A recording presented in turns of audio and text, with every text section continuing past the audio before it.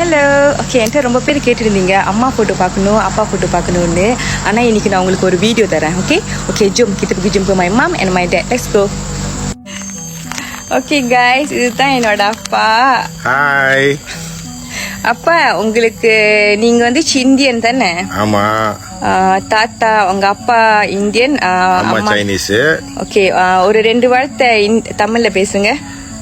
நான் இப்போ தமிழில் தான் பேசிக்கிட்டு இருக்கேன். ஓகே, 2 வார்த்தை சைனீஸில். சைனீஸ்லையா? லேஹோமோ. Cikgu Farhan, he's a teacher in a primary school here in KL. Malaysia. Enggak pernah? Kami. He learned how to speak Tamil just so he can speak to his students better. How did you learn how to speak Tamil? I think it's something from inside me actually. I always felt a natural connection to Tamil language itself. With my Indian students, there's no boundary between us, me and my Tamil students. They are like, oh wow, Cikgu, you can speak Tamil. Knowing that a Malay teacher can speak their language. One my favorite Tamil song.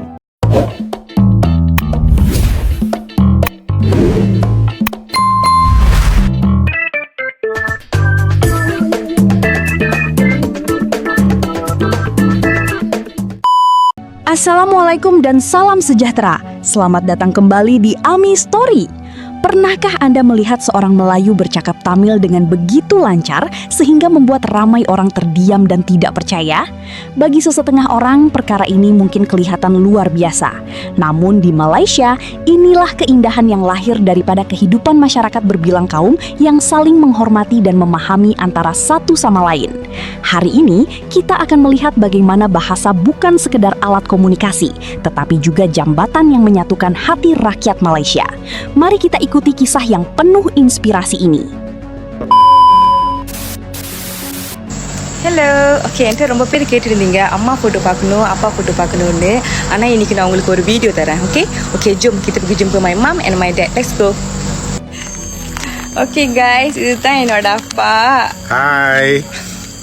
அப்பா, உங்களுக்கு நீங்கள் வந்து Indian தானே? ஆமாம். தாத்தா உங்க அப்பா Indian, அம்மா சைனீஸு. ஓகே, ஒரு 2 வார்த்தை தமிழில் பேசுங்க. நான் இப்போ தமிழில் தான் பேசிக்கிட்டு இருக்கேன். ஓகே, 2 வார்த்தை சைனீஸில். சைனீஸ்லையா? லேஹோமோ. அப்பா வந்து மெயின் லாங்குவேஜ் வந்து தமிழில் தான் ரொம்ப பேசுவார். சைனீஸ் கொஞ்சம் கொஞ்சம் தான் தெரியும். So எங்களுக்கு எல்லாம் memang dari kecil memang ajar cakap Tamil lah. That's why ஏன்னா ரொம்ப பேர் தண்ணிலாம் எங்களுக்கு எப்படி தமிழ் தெரியும். So இதுதான் என்னோட அப்பா. ஓகே, ஜும் kita pergi tengok mak I pula. வணக்கம். ஓகே guys, இதுதான் என்னோட அம்மா. எங்கள் அம்மா வந்து பியூர் மல்லே. அம்மா, உங்களுக்கு தமிழ் புரியுமா? தெரியும். கொஞ்சம் தமிழ் பேசுங்க. கொஞ்சம் தான் பேச தெரியும், ஆனால் தமிழ் வந்து அவங்களுக்கு நல்லா புரியும். ஸோ இதுதான் எங்கள் அம்மா. ஓகே, இதுதான் எங்கள் அப்பா, இதுதான் எங்கள் அம்மா. பாய். Masa Tamil saya cari hilang. Saya tadi hafal Tamil tu. Ure pasium ova vinayum sere pagayum sera theyal vadu nada.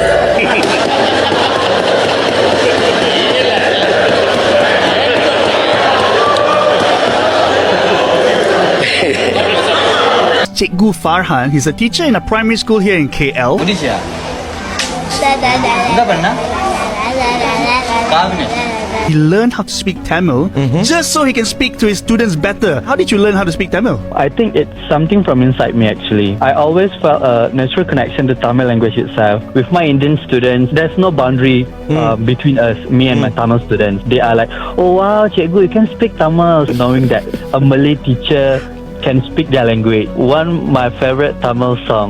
Nirikriye ola kotaya Sumana keriye tawala kotaya Majaba ini keriye panjamitaya Amma panjamitaya Oyo panjamitaya. That's all. Wow. Amma Panjamitaya. Betul? Ya, betul. Wey, Cikgu Farhan, you got another student here, and thank you very much. Please continue to inspire. We love you, man. Okay நம்ம இப்போ சாப்பாடை பற்றி பேச போகிறோம். Okay உனக்கு என்ன சாப்பாடு பிடிக்கும்? எனக்கு சாப்பாடுன்னா அம்மா சமைச்சா எனக்கு தனி சார் பிடிக்கும். நான் தனி சார் வந்து மீன் பிடிச்சிட்டு மீன் வந்து நல்லா காரிங்காக பிடிச்சிட்டு பிளாச்சன் கூட சாப்பிட்டா பிடிக்கும். உனக்கு? எனக்கு அம்மா சமையல் தான் ரொம்ப பிடிக்கும். எனக்கு பிடிச்சது வந்து தனி சாரம் கோழி சமையல். Sudah ada berkaitan dengan mak dia. Okay. Saya ada dengar belacan tadi. Betul tak? Wanakkam. Saya rasa dia macam keropok kot. Kemungkinan Ayin dan juga Ali ni, mereka berdua ni bercerita pasal nak makan apa malam ini. Tak tepat. Tak tepat. Okey, saya rasa dia tanya, awak rasa mak kita akan masak apa untuk kita makan kejap lagi? Kurang tepat. Makanan yang saya suka, yang mak saya masak, saya suka tanisar. Makan dengan ikan goreng dengan belacan. Kalau makanan saya pun suka masakan mak. Saya suka mak masak tanisa dengan sambal ayam.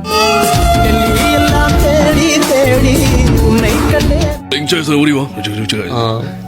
Ini KL awak punya lah. Ini KL awak punya. Ni pun okey. Tadi man tadi. Mana? நான் எப்போ வரும் யாருக்கு தெரியாது. கண்ணா இது ஒரு மோசமான கிளார் இருக்க. ரொம்ப தோசை கடுங்க தேசை கடுங்க எல்லாமே கூலி. கபாலி. என் பேரு மகாராஜா சார். எனக்கு லக்ஷ்மி கொடுங்க சார். என் பேரு Maharaja sir. Aku boleh cakap tak Mel? Oh, boleh cakap Mel. Mel betul-betul boleh cakap. Mak aku convert. Dia Indian sebelum kahwin dia convert Malay. So aku boleh lah cakap. Aku duduk dengan mendiang nenek aku belah mak. So memang boleh cakap fasih lah. Boleh cakap. Tak adalah fasih. Tapi boleh lah. Itu sebab boleh cakap kau lah. cakap Rajinikan betul ayat betul lah tu sebenarnya. Tak nampak sana. Muka macam Cina kan. So tak muka macam Cina. Kau biar betul. Hi guys, so இன்னைக்கு நானும் எங்க அம்மாவும் வெளியே போறோம். எங்க அம்மா வந்து என் பக்கத்துல இருக்காங்க.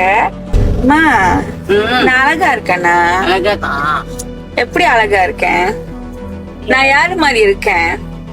Nane. உங்க மாதிரி இருக்கேனா? ஆமா. போய் சொல்லாதீங்க.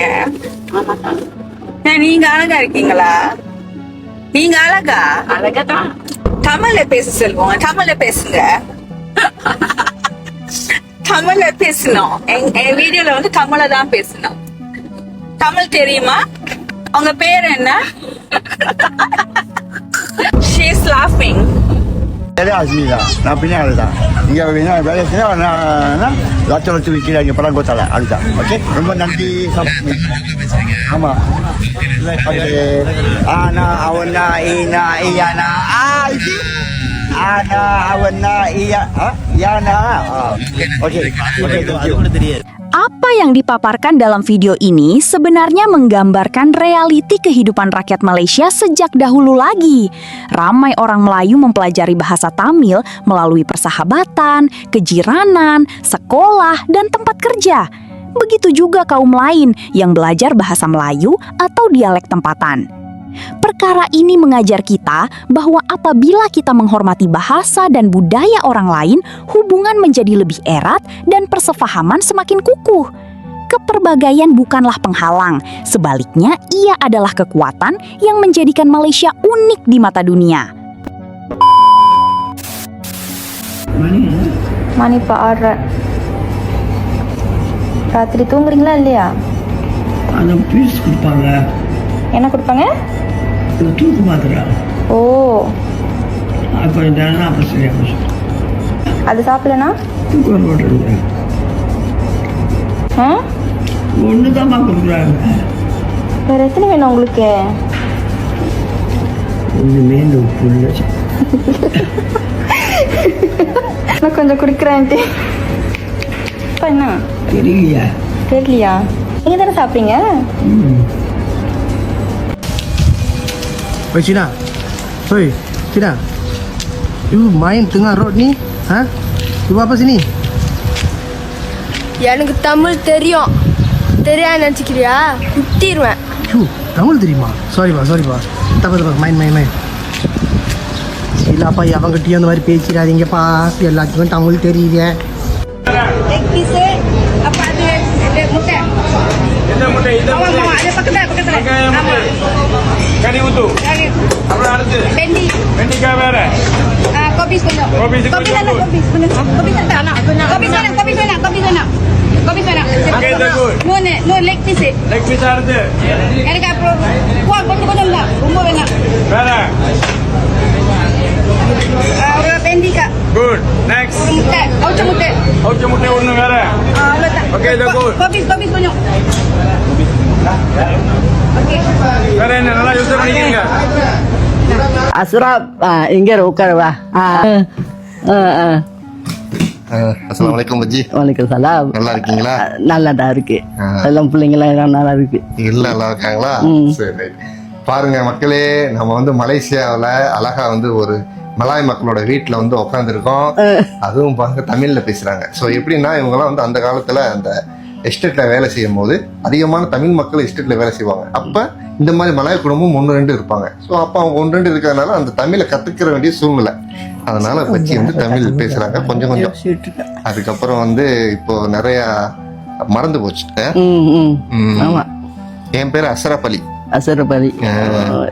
எனக்கு வந்து ஒரு பொண்ணு ஒரு பையன். குழந்தை சின்னதா பெருசியா? பெருசு. நான் 7 பிள்ளை இருக்கு. 7 பிள்ளை. ஒரு பையன். 6 பொம்பளை. எல்லாம் கல்யாணம் செஞ்சு ஒரு பிள்ளை தான் இருக்கு. சரி. நல்லா இருக்கீங்களா? நல்லா தான் இருக்கு. பச்சி ரொம்ப சந்தோஷமா இருக்கு மக்களே. அப்பாடி வாழ்க்கையில இதெல்லாம் நினைச்சே பார்க்கல. இன்னைக்கு வந்து அழகா ஒரு மலாய் மக்களுடைய அந்த கிராமத்துல உட்காந்து, அதுவும் நல்லா இருந்துச்சு. தமிழ்லாம் பேசுறாங்க, சூப்பரா இருக்கு. அப்படியே இங்கே இருந்துடலாம். வந்து இங்கே இருந்துடவா? நான் இங்கே இருக்கவா? இங்கதான் இருக்கு பாசா. இங்கே இருக்கவா? சோறு கிடைக்குமா? சோறு கிடைக்குது. என்னோட பேர் வந்து உண்மையான என்னுடைய துணை பெயர் வந்துட்டு மான். கூல 55 வந்து மான்னு சொன்னாக்கா எல்லாருக்கும் புரியும், விளங்கும்.